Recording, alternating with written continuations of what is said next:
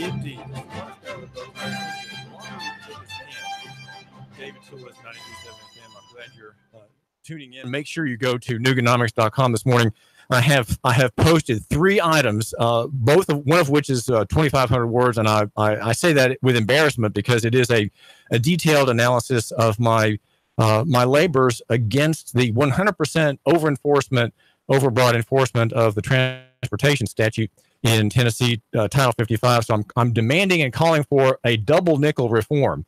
And I hope we'll read that. It's about East Ridge, and it is a kind of explainer of my most recent iteration of demanding public accountability to the law itself in that city. Now, I've got on the phone with me a man who is a defender of the free market and capitalism, and he is a defender.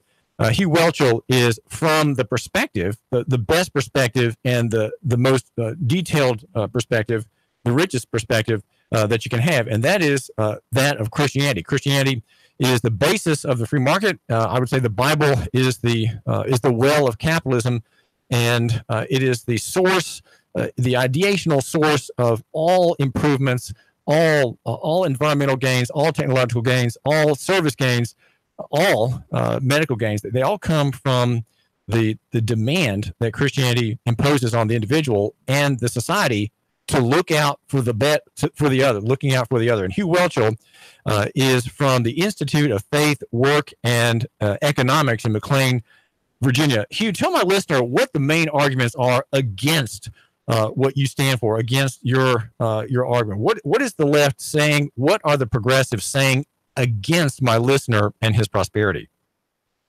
Yeah, I think it can be summed up in a great quote by social activist Michael Moore. He critiques capitalism in this quote. It's kind of funny, but it really, I think, gives you insight into, unfortunately, a lot of people's mindset around the whole capitalist system. He says this: capitalism is an organized system to guarantee that greed becomes the primary force of our economic system and allows the few at the top to get very wealthy, and has the rest of us riding around thinking that we can, too, if we work hard enough, sell enough Tupperware and Amway products, and we'll get a pink Cadillac. I just think that's a fascinating quote, because there is a sense in today's culture that capitalism is driven by greed. And I think you think back to the movie Wall Street, where the main character in there says, greed is good, right? And that's become almost a mantra in a lot of corporate settings today. And as a result, we've gotten this kind of warped system of capitalism, particularly the way we look at it.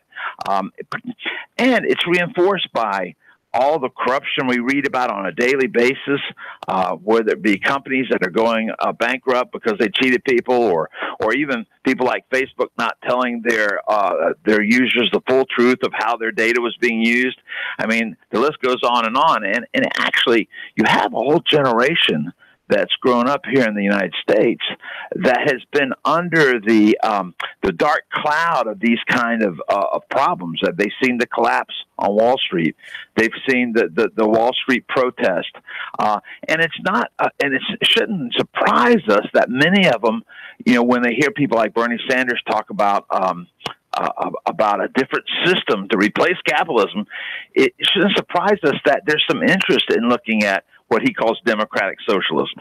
So I think there's a lot of problems in our current capitalism system today, and I think we have to be careful not to throw the baby out with the bathwater. So you said the fundamentals of the free market are sound, even though you look at misfeasance, malfeasance, or as the Christian would say, just plain old sin by people in the marketplace. Their misdeeds are not what capitalism really is. They're not at the center. They're just at the margins. You're saying. That's right. And I heard a guy give an illustration the other day, and it's kind of crude, but it's kind of abrupt. He says, take a shovel. It's a tool. You can dig a ditch, drain a swamp to prevent a whole city from getting malaria, right? Or you can take it and use it to knock somebody on the head and kill them. He said it's a tool. It can be used for good or bad. And I think his comment is very appropriate when we think about capitalism.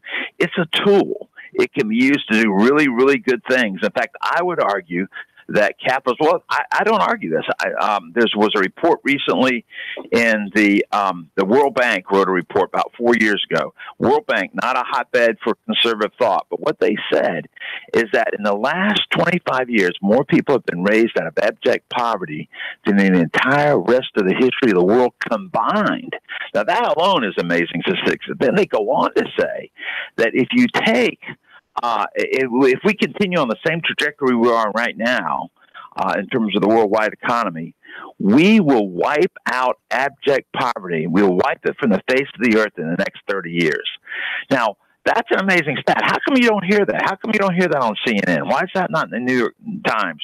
And I think the answer is because they go on to say what's driving this incredible economic boom, right? And it's not government programs. It's not the UN. It's not even Christian charity.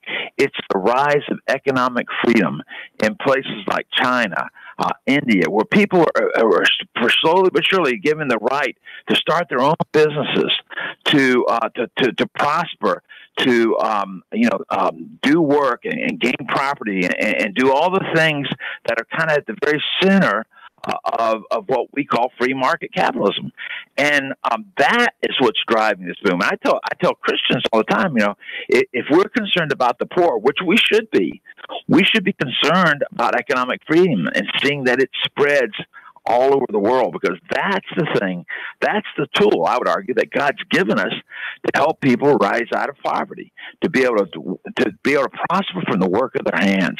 That's a very biblical concept, and I think it's something that we need to be more aware of. Well, Christianity alone of all systems of thought and practice, Hugh Whelchel has a theory of progress, which I'm afraid to say many Christians, especially in the Chattanooga area, just reject or don't know anything about. But the promise is that with a free market, there's more human blessing. There are higher incomes, less poverty, less joblessness. As you point out in a recent book review in Christianity Today, longer lives, lower infant mortality, higher literacy, a cleaner environment. These are all things that are the results of the free market. Again, which comes when the constraints of men and their regulatory machines are pulled back and withdrawn.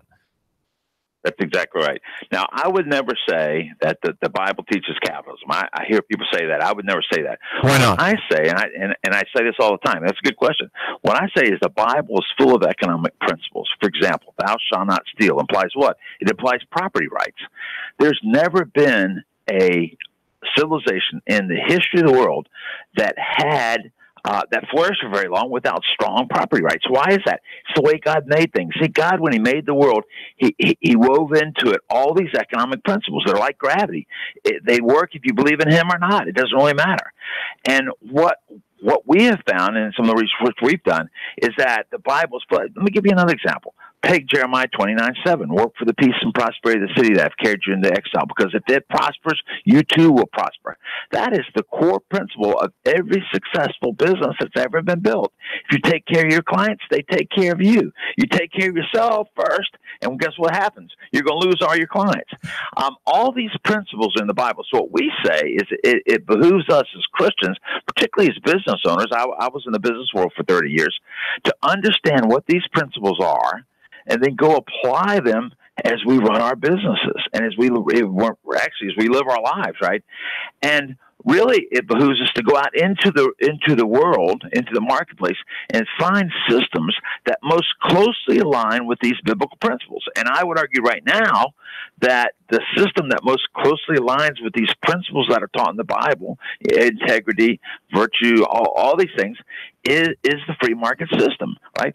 I know it's not communism. I know it's how is it? Let me ask you, right? Let me ask you this, Hugh Whelchel of Institute of Faith, Work, and Economics. If virtues, Christian virtues, are built upon in free market capitalism, such as patience, looking out for the other, your way first, my way second. If those are virtues that create wealth, what are the vices, if you will, or the lack of virtue that drive socialist or collectivist systems, and why do they fail? Well, yeah.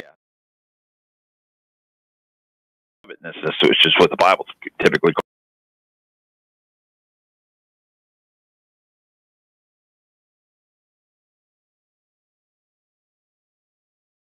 years, even 200 years, and read about people that are writing about even 50 years ago. They talk.